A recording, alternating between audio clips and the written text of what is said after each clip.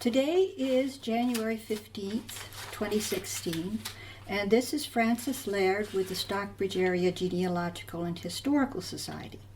Today I'm at Silver Maples of Chelsea interviewing Larry Lindemer about his experiences growing up and living in the area as part of the Stockbridge Oral History Project. For the Capital Area District Library and the Stockbridge Area Genealogical Historical Society. Also with us is David Lindemer and Laura Walsh. So we'll start out with your early history. First, would you please state and spell your name? Oh, Lawrence Lindemer, LawrenceLindemer. Good. Where were you born? Syracuse, New York. In what year? 1921. Well, what were your first memories of your childhood in Syracuse? Growing up in Syracuse, we lived on Highland Avenue, which was a residential area. I went to Lincoln Grammar School, where the professor in charge was someone who was in charge of the school that my mother went to years before.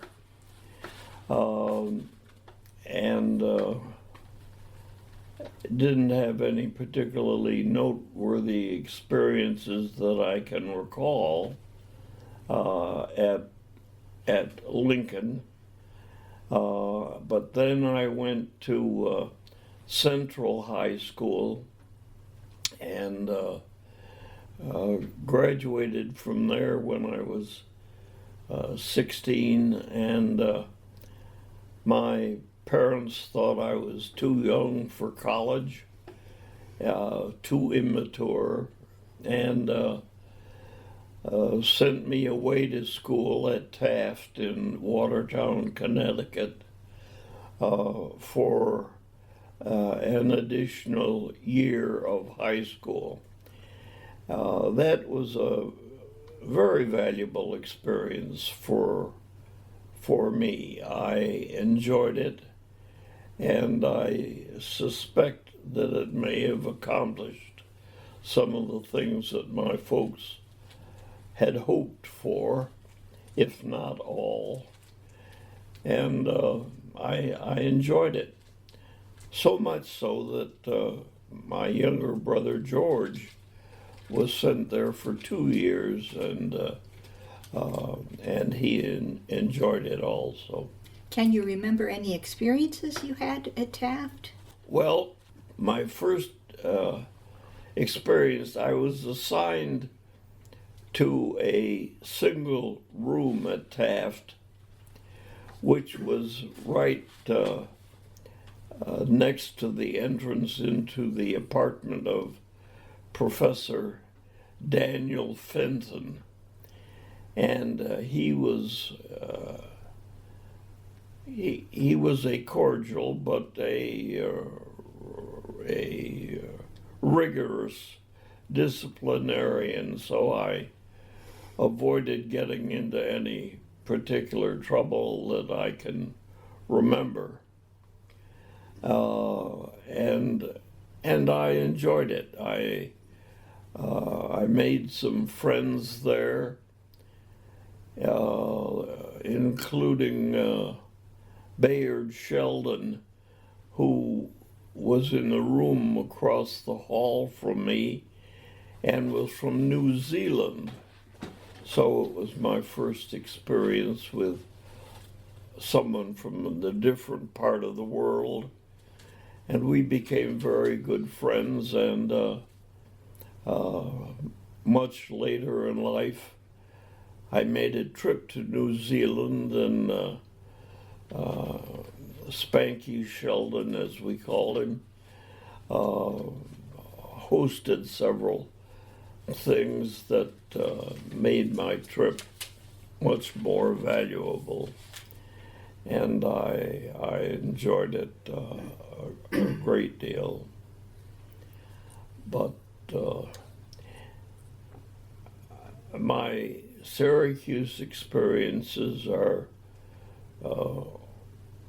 without any, well, I was president of the student body of Syracuse Central High School, but that failed to make my resume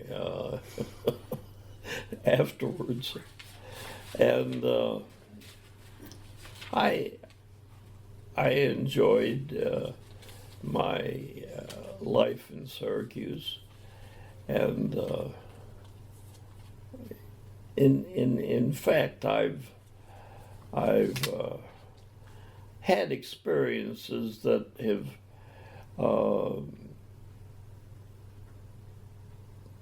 caused me to hesitate. I'm certain during life, but basically negative experiences have been noteworthy by their absence. So, where did you go on to college? I started college at Hamilton in Clinton, New York, and I had my freshman and sophomore years at Hamilton, and then I married Rebecca Gale, and who was from Cleveland, Ohio, and whom I met when her family occupied a summer cottage on Skaneateles Lake. And from that time on, I was not a free man. I was entranced by the lady, and we subsequently were married and had 50 very good years when she died. So you finished up your college career in Michigan? Yes. We moved to Michigan basically for financial reasons. We were married at the start of the war, and Becky's family had a farm that had been in their family for some generations, and which was vacant most of the year. So we could live at the farm, and I commuted to Ann Arbor and finished with the war intervening. I actually had intended, and the timing was such, I had enlisted. The timing was such that I would be able to graduate before I went into the service. But on the farm, we had a resident farmer and a day farmer. And when they were both there, all of the farm work was theirs to attend to. But the day farmer got a wartime factory job which paid better than the farm did, and he left, and the resident farmer died, which left Becky and me with cows, sheep, hogs, chickens that had to be fed on a daily basis and attended to. So I dropped out of college completely, and when the time came for my entering the service, I had not graduated. I went into the service, into the Air Corps, and did not make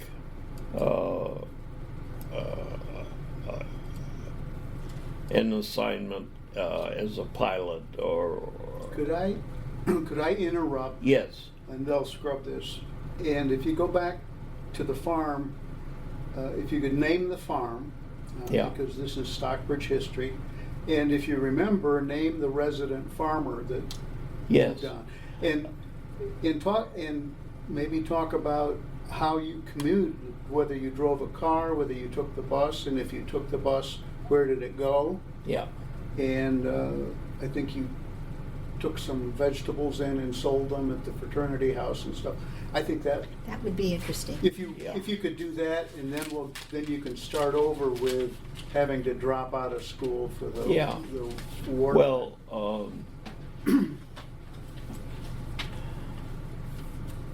So you were left taking care of the animals. yes.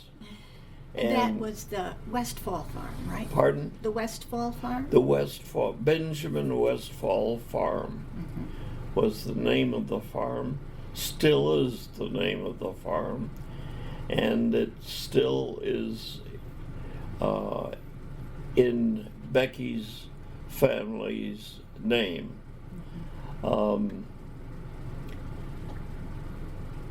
And it was a lovely place to live and from which to commute. So did you commute by car? Yes, Have a car? yes, I had a car, and I commuted by car. There were some times that I would commute by bus, depending upon the schedule in Ann Arbor. Frequently, I couldn't commute by bus and make all of the class assignments in Ann Arbor. So when I couldn't commute by bus, I commuted by car. And Where did you get the bus? the bus went right by the door on between Stockbridge and Gregory. So it was, and you stood out by the side of the road knowing approximately when the bus would come by and flag it down, and it would take you into Ann Arbor. It went from Stockbridge to Gregory to Pinckney to Ann Arbor. And it worked pretty well. But I could not take care of animals on the farm and pursue the balance of my studies. So when I got in the service, I communicated with the University of Michigan, and I had a sufficient record in every class that the professor felt he could give me a passing grade, and that's all I needed was a passing grade, with the exception of Spanish American history. And I was informed that it was a lecture course, and the professor couldn't remember whether I ever attended a lecture or not, because it was that kind of of a situation. So I had to take an examination in Spanish American history. And I thought, well, I'll go to the library. I was stationed at that time when the news came that you have to take the exam in Grand Forks, North Dakota, at the University of North Dakota. And much to my disappointment, the University of North Dakota, in its library, had not one source of information on Spanish American history. It obviously wasn't taught there. So I took an examination in Spanish American history, and when the examination came and I took it, I knew that I had to rely on some great good fortune for a passing grade. And I figured that the professor either was motivated by the Christmas spirit or else was intoxicated when he marked my paper, because there is no way that I deserved to pass. But he gave me a D, which was all I needed, and for which I thanked him forever. And later on, when I became a regent of the University of Michigan, he had passed away. I sort of assumed he didn't want to face the results of his beneficial to me activities. But anyway, I got through on that basis, and then it wasn't until after the war that I applied to the law school and was admitted and succeeded in finishing up and was and passed my bar exam and started practicing in Stockbridge, which did not have an attorney within 15 or 20 miles. And so why did you choose Stockbridge to make your home? We're going to take a short break and get right into that. Okay. Okay. I thought you might want... During that period of time after the day laborer left, the day laborer's name was Lloyd Hicks. The resident farmer was Floyd Durkee, and Floyd Durkee died. So Becky and I were left with the animals that needed daily care and so forth, so that I had to drop out of Michigan and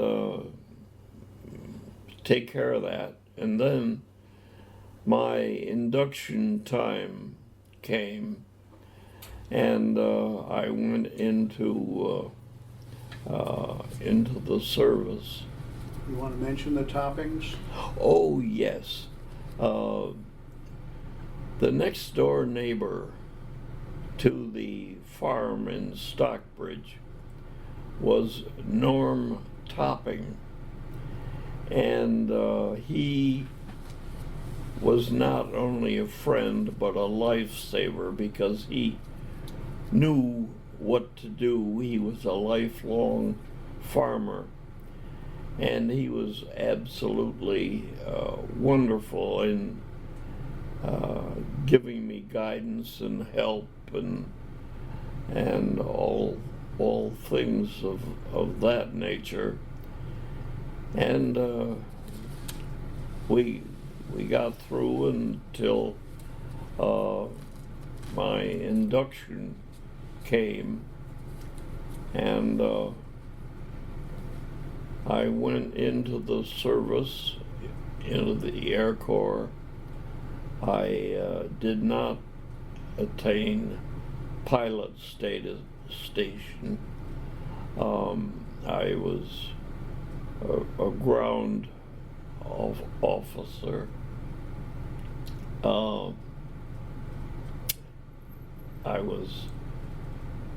I wasn't a ground officer at the beginning, but I was sent to officer candidate school, and graduated from that, and became a ground officer in the Air Corps. Never went overseas. I was on an overseas shipment to the Orient when Japan surrendered. Coincidentally, my brother was on an overseas shipment to China when the war ended. So both of us were on overseas shipments, and I was packed, including my trunk for overseas shipment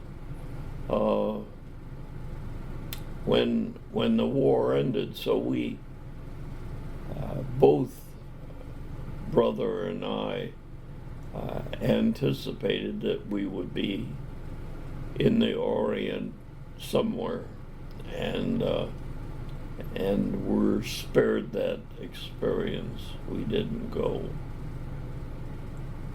That was lucky. Yeah. What are your first memories of Stockbridge? Well,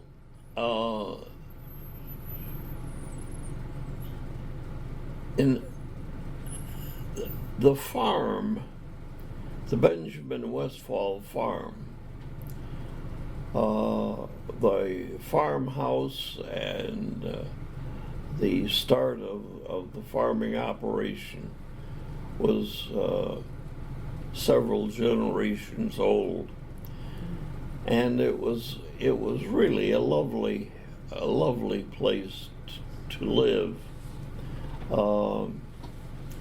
and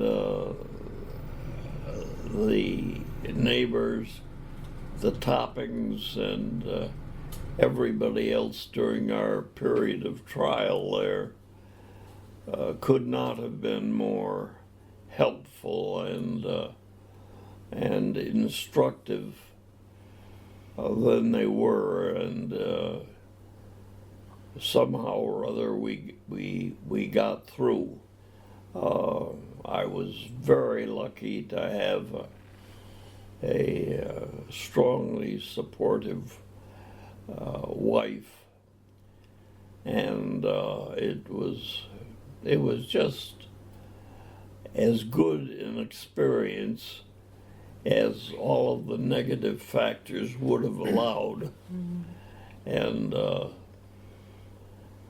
I'm forever grateful for that. So, how did you see the community through your work as a lawyer? Well,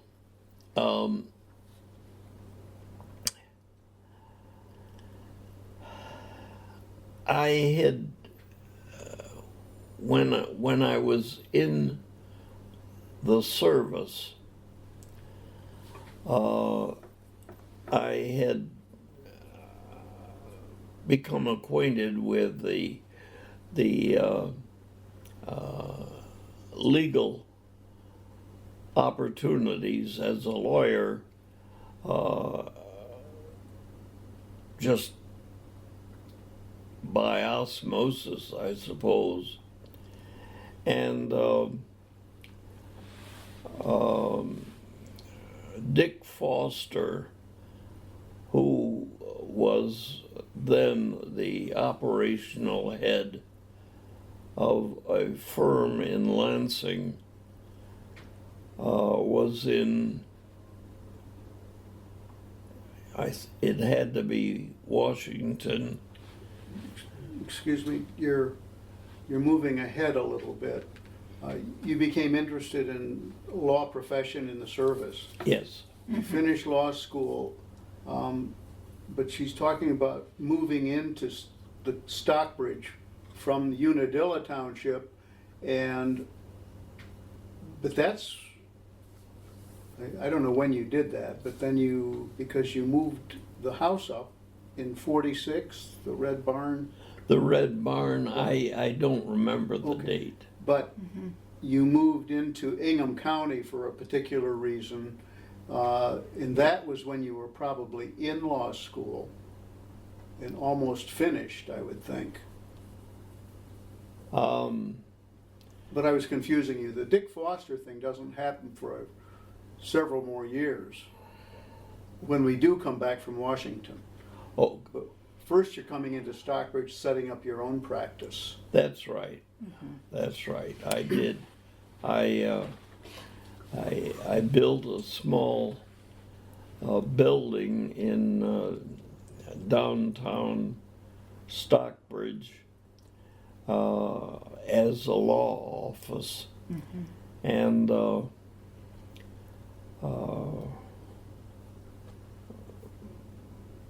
I had some business. In fact, I was pleasantly surprised that I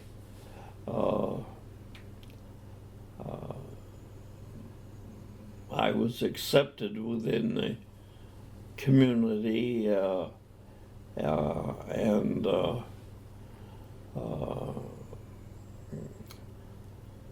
Sid Beckwith was one of my,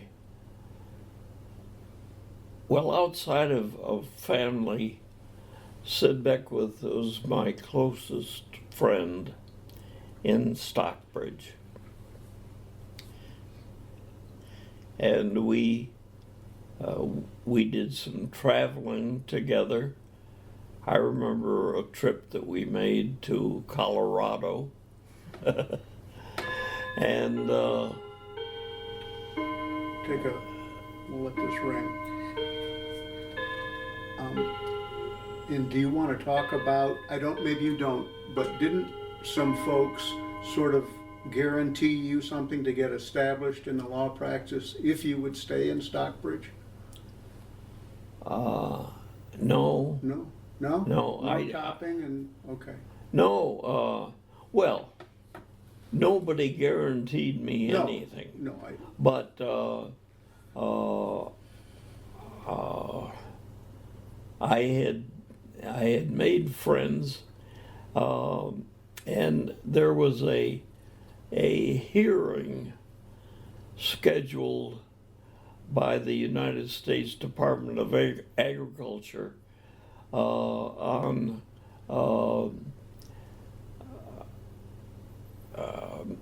milk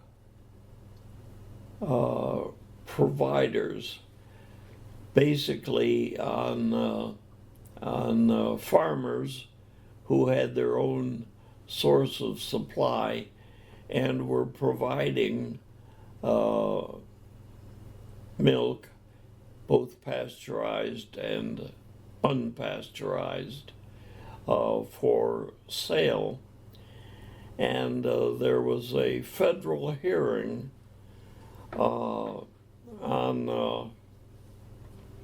a movement by the Michigan Milk Producers Association to change some of the federal rules. And my neighbor, Norm Topping, came down and we talked about it, and he asked if I would be willing to represent them in the federal hearing. And obviously I had never represented anybody in a federal hearing before, so I said yes. And to make a long story short, we were successful in the federal hearing in avoiding some of the threats that the private dairy farmers felt that they faced if the federal rules were changed. And we succeeded. And with that success, the Michigan Milk Producers Association, who had been on the other side in that case, called me and wanted to have a meeting. And in that meeting offered me a job as their general counsel. Ah. So I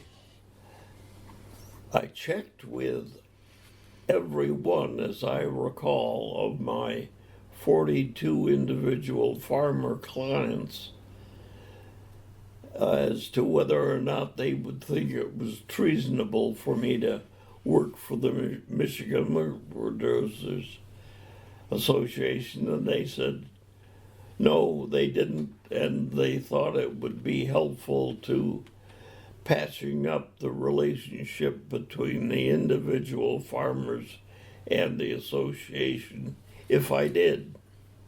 So I did, and we did establish a relationship that frankly lasts until today, and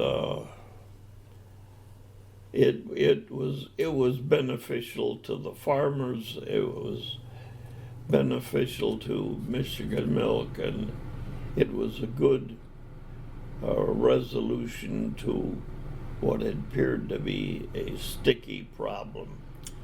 So that problem went away, and as far as I know, the firm that I eventually was asked to join in Lansing still to this day represents the Michigan Milk Producers Association. So we had a pretty solid, amicable solution to the problems that threatened. And I was always very grateful for that. What other issues did your practice in Stockbridge involve? I mean, what sort of work did you have to do for people? Well, it varied. People bought and sold land, and they needed deeds drawn. People sold land on land contracts, and they required those to be developed, and it was nothing of a startling nature, but it was good, and it was done in a pleasant atmosphere, I'm certain. And I can think of one family that was a large farming family who were trying to do some things, and I was hired by their neighbors to try to prevent it. And we were able to prevent it, and that sort of solidified my good relationship with a lot of the farmers in the area. So, in what other ways did you interact in the community and contribute to the community? I know you sang in the choir, Well, yes, years. I sang in the In the Presbyterian in Church. the Presbyterian Church choir. Um, I well, I remember Franny. It came to my attention that the farm that your dad purchased was for sale, and he had been interested in it for some period, but had not known that it was on the market. And it was not a privileged communication to me, but the fact that it was for sale, I learned about before your father did. And I called him and said, did you know? And I can't remember what the name of the farm was before that. But anyway, that farm was for sale. And he said no, he didn't, and he moved right then and there and ended up buying it. So we can thank you for that. And that was a very good thing for the community and for your family, and well, I don't think it had any downside at all as I think back of it. So you had a lot of experiences in the wider world in politics. Can you talk a little bit about that, how you got started? And Yeah, what you did?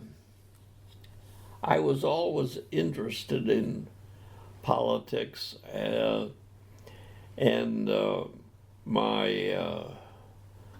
my maternal grandfather had been interested in it, and in New York State, and so I went.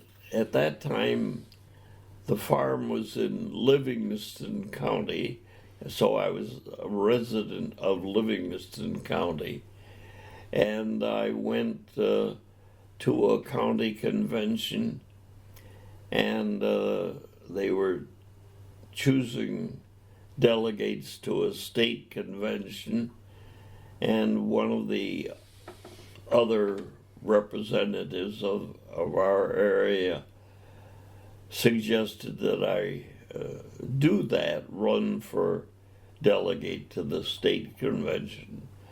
So I thought I had nothing to lose, and I ran and was successful. And so I was bitten by the political activity bug, and I enjoyed it, and had some good friends. It eventually developed that when I became Republican state chairman, the Democratic state chairman was Neil Stabler of Ann Arbor. And Neil and I became acquainted, and found that we had a lot of things in common and enjoyed each other's company. So we started meeting for lunch every other month or so to discuss some problems that we thought we might be able to work together in resolving, and we did. We we got some things done that might not have been done otherwise that we concluded, and I guess they were not things of major import, but I think basically, even looking back over this long period of time, I think they were good things, and we were able to get some things accomplished on a bipartisan basis that if we had not established a personal relationship would not have happened. And I'm pleased to be in a situation to recall that, because it worked. Not that either of us well, we just found areas of compromise where others had not found areas of compromise that allowed us to suggest joint activities, and I think it was a good thing to have Very done. rare today. I suspect from what I read that it doesn't happen with great frequency, and our lunches together were not publicly noted. The fact that we were meeting and talking and stuff was not something that very many people. We weren't secretive about it, but when Neil and I would meet for lunch at MSU, nobody knew who the heck we were, and so we could talk and stuff. And I think we got a few things of lesser importance resolved through that activity. When you went to Washington to work, that was in the Hoover Institute? It was called the Hoover Commission. The Hoover Commission. President. Why don't you hang on just a sec for the clock? Okay. It's gonna bang twice. Want any water?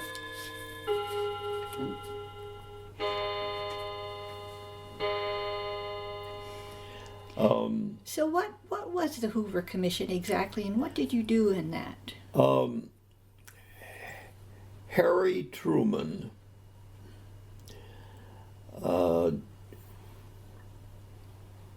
succeeded in getting Herbert Hoover to head a commission on organization of the executive branch of the government. And one of the members of that commission was United States Senator Homer Ferguson. And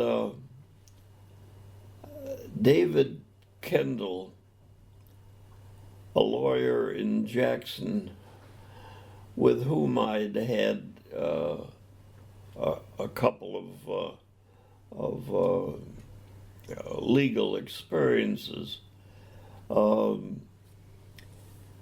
was a friend of Homer Ferguson, and I was out in the cold, sort of, as to what to do next, and David Kendall suggested to Homer Ferguson that I might be of help to him. He had the power to appoint an assistant on the Hoover Commission. And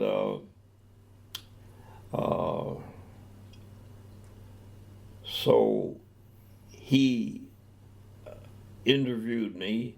Becky and I drove to Ferguson's home in, my recollection is it was in Grosse Pointe, and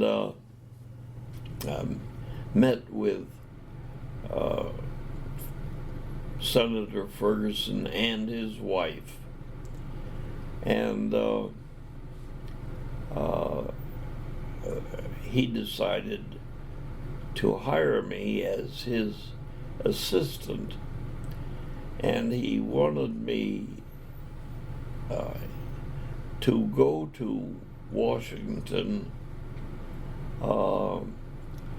where he and Mrs. Ferguson had an apartment, and get started on work on the Hoover Commission, and so the Fergusons let us live in their apartment in Washington for a period of a few months, which was a great accommodation and enabled Becky and me to find an apartment in the District of Columbia where we could live.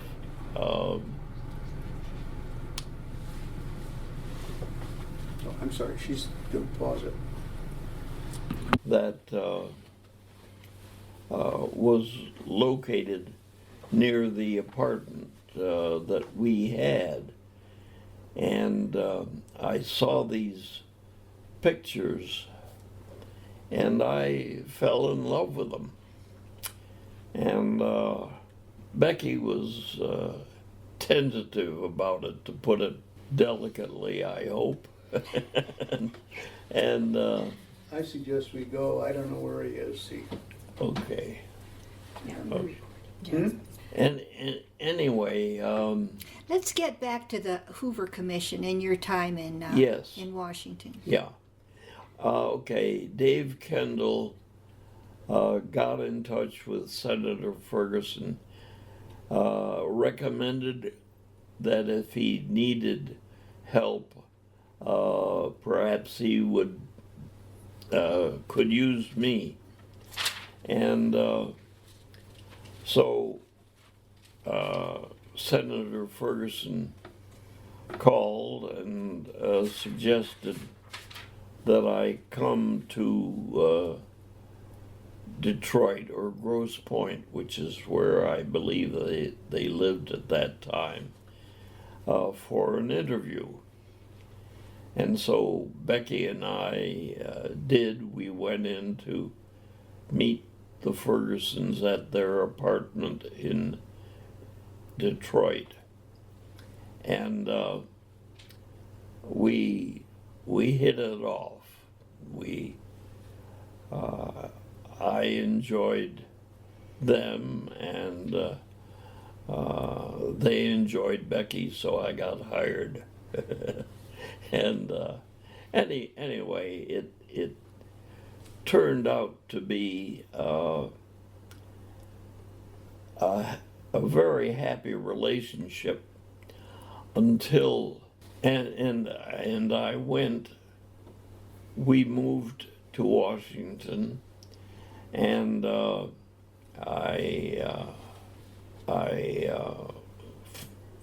we lived in the Ferguson's apartment until we found one of our own, and which was a very cordial thing for them to have done, and it worked. Anyway, during the Commission's activities, Ferguson was appointed ambassador to the Philippines. And I didn't know what was going to happen. His replacement was a United States Senator from one of the New England states. I'm having difficulty remembering just which one. And he wanted his own assistant. So I was out of a position, and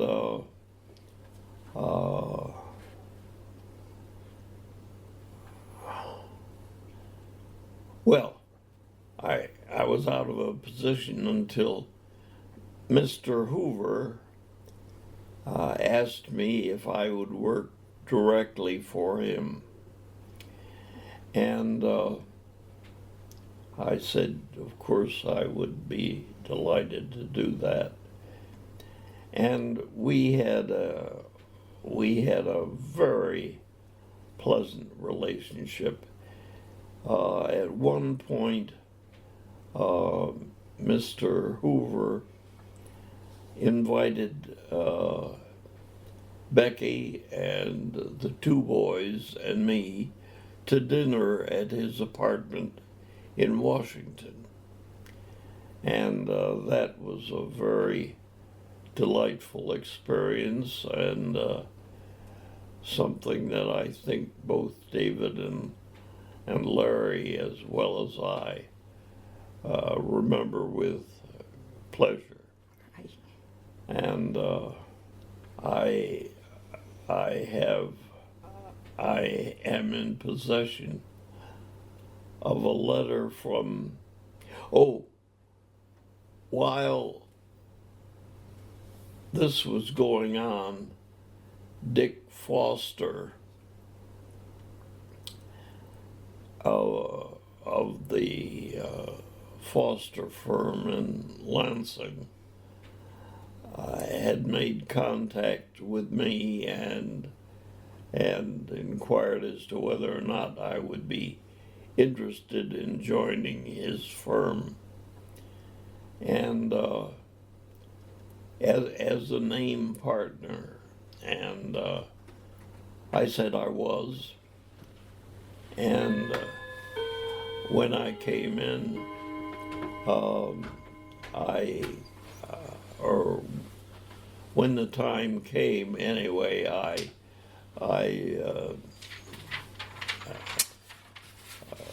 I was asked to join the firm, and my name was a part of the firm name.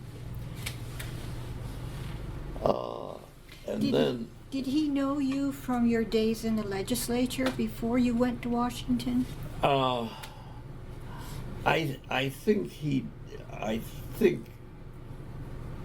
we had known each other peripherally, but he had talked with me, and so anyway, I joined the firm, and then later on, when Governor Milliken,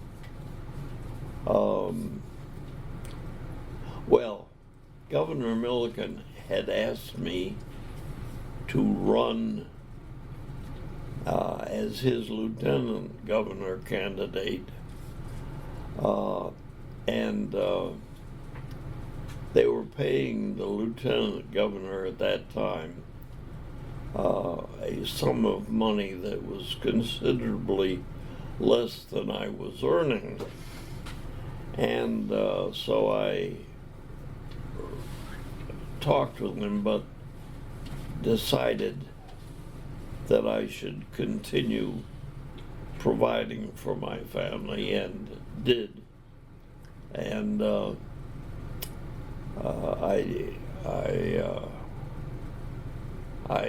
Yes, that's interesting. Very interesting. You wanna stop it?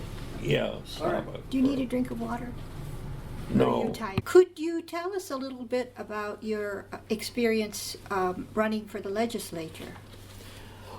Yes, the legislator from our district was Jacob Sheppers of East Lansing.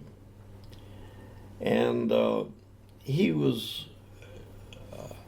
I never ran against Jacob Sheppers because I respected him. But I ran trying to seek that office as a start on politics, and so I, having absolutely nothing to lose, I really campaigned. And Jacob Sheppers didn't really campaign. He thought it was a waste of his time. Not that he'd lose, but that he'd win whether he campaigned or not. But strangely enough, I beat him by 7 votes in the primary, and I learned later that Sheppers came down to Stockbridge. Am I getting this right? And yeah, he came down to Stockbridge and talked with a close friend of his, Will Wright, of Stockbridge, about me. He wanted to get Wright's appraisal of things, I guess, and his inquiry was headed to a decision as to whether he would ask for a recount with just a 7-vote loss.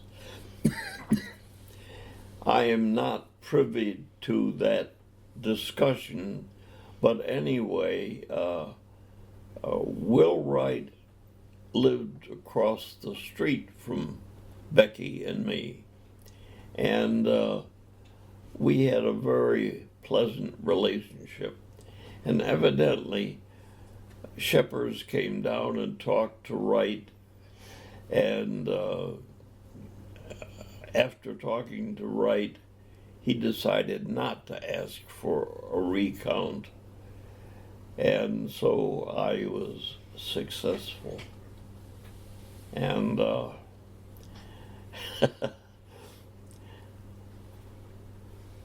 I had asked John McCune of East Lansing, with whom I became acquainted through the Young Republicans, to be my campaign manager when I ran against Sheppers. And McCune had agreed to do that. And to everybody's surprise, I won. 2 years later, McCune decided that he would rather have the position. So he ran from East Lansing, and I ran from Stockbridge. And my recollection is that I carried a lot of the area outside of Stockbridge. But McCune's father was minister of the largest church in East Lansing. And McCune decided to run against me and beat me. I don't remember what the margin was, but he won that election.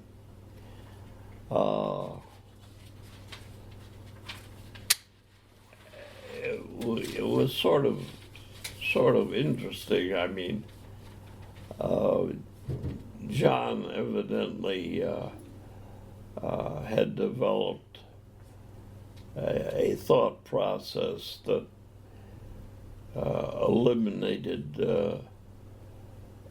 some things that I thought were valuable. But anyway, John ran against me and defeated me.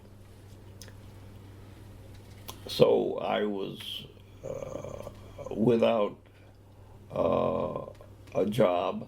I still had my law office in Stockbridge and my law practice there. And we were able to survive. I wasn't buying any new cars or anything of that nature, but we were able to meet all our obligations and make a little bit of security for the firm. Okay, so that takes you up to where you said you were out in the cold, and David Kendall recommended you to Ferguson. And we've already been through the Hoover Commission. Okay. So Yeah. So we're past. we're back to where Franny is. I don't know if you're wrapping up or feel you've done the political, right, Fran? Well, you had one more important job, and that was as a regent of the University of Michigan. Yes. And that must have been quite Well, interesting. when I was in the House of Representatives, Bill Milliken was in the state Senate, and we became political and personal friends. I regard him to this day as one of the most highly principled people in politics that I have known. Just a great guy. And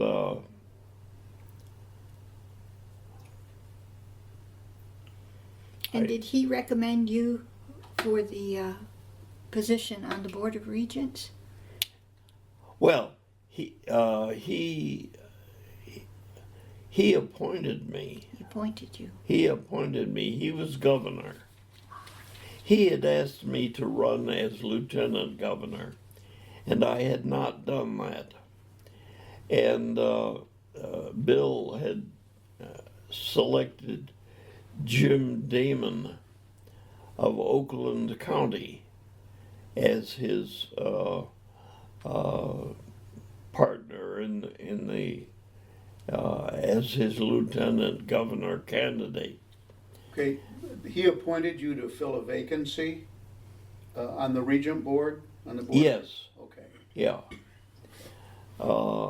And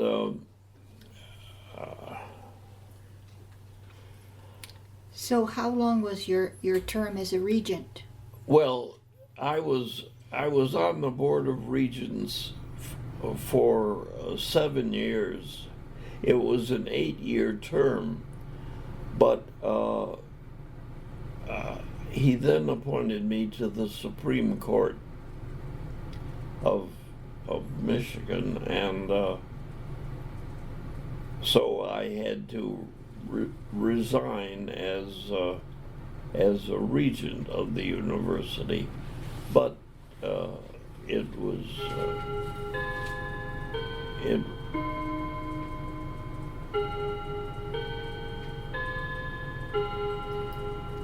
it was something that didn't take very many second thoughts. And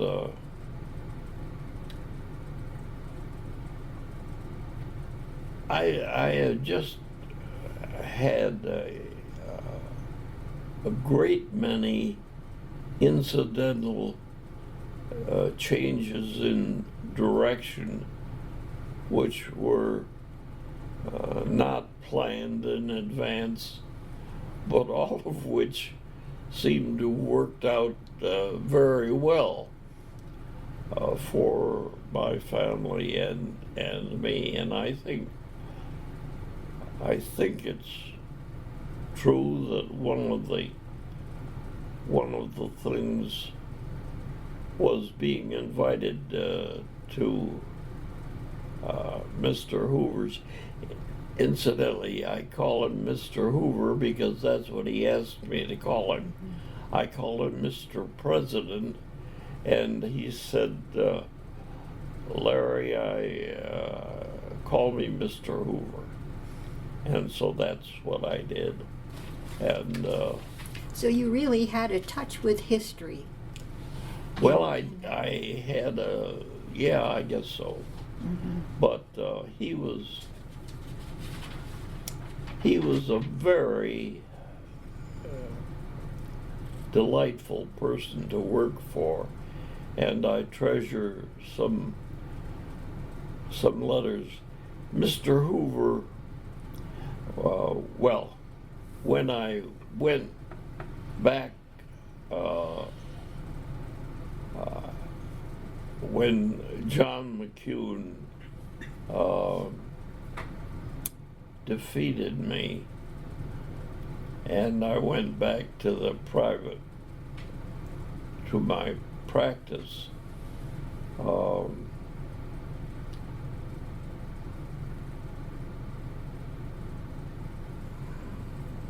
was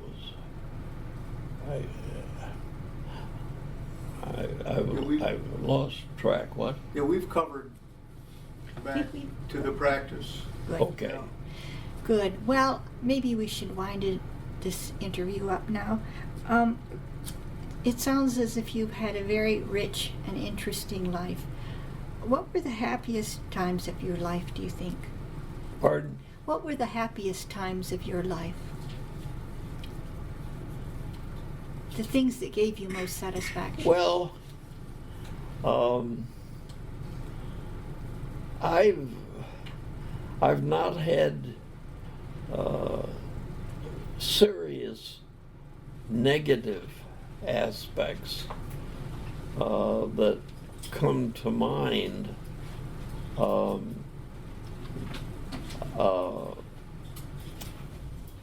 My relationships with Becky were very good.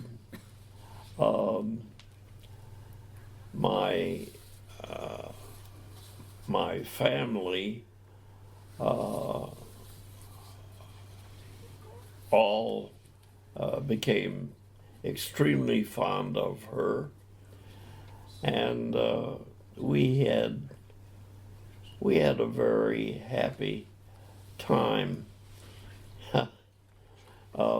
Becky and I were traveling in Florida and ran into, quite by accident,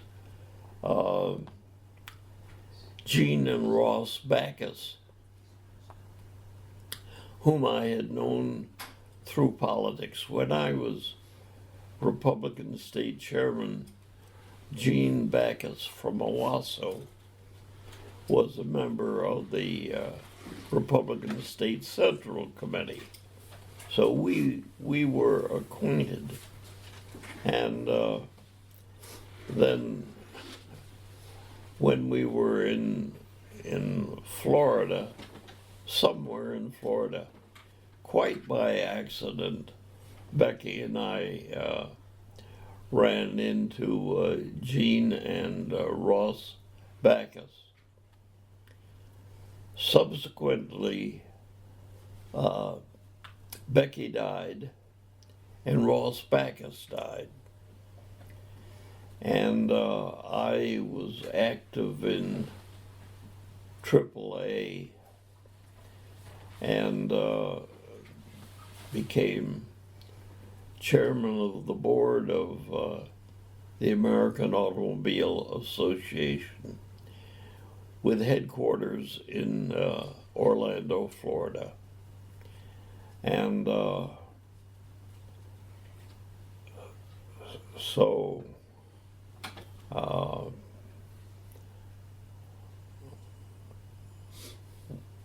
we moved to Florida, or wait a minute. Gene's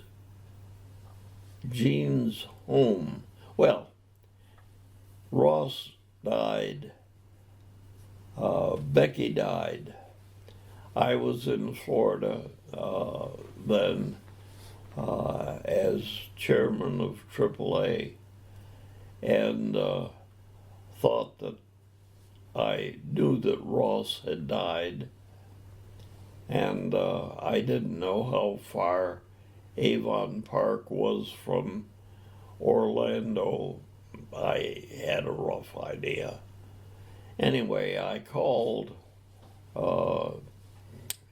Gene Backus in Avon Park, which was where she and Ross had moved from Owasso to Avon Park when he bought a car dealership in Sebring, Florida, which was just 10 miles from Avon Park. And so anyway, I called Jean, and she said, "Why didn't you come down for dinner?" And you know what that does for a man. He accepts dinner invitations if he's single. And I did. And that developed over a period of another year or 15 months into another marriage. And Jean and I were married 18 years when she died. So I've been lucky far beyond my just deserts, I know, and have no complaints about the extreme good fortune I've had. Good. Well, this has been a wonderful life history that you've given us, and thank you very much. You're very welcome, Franny, and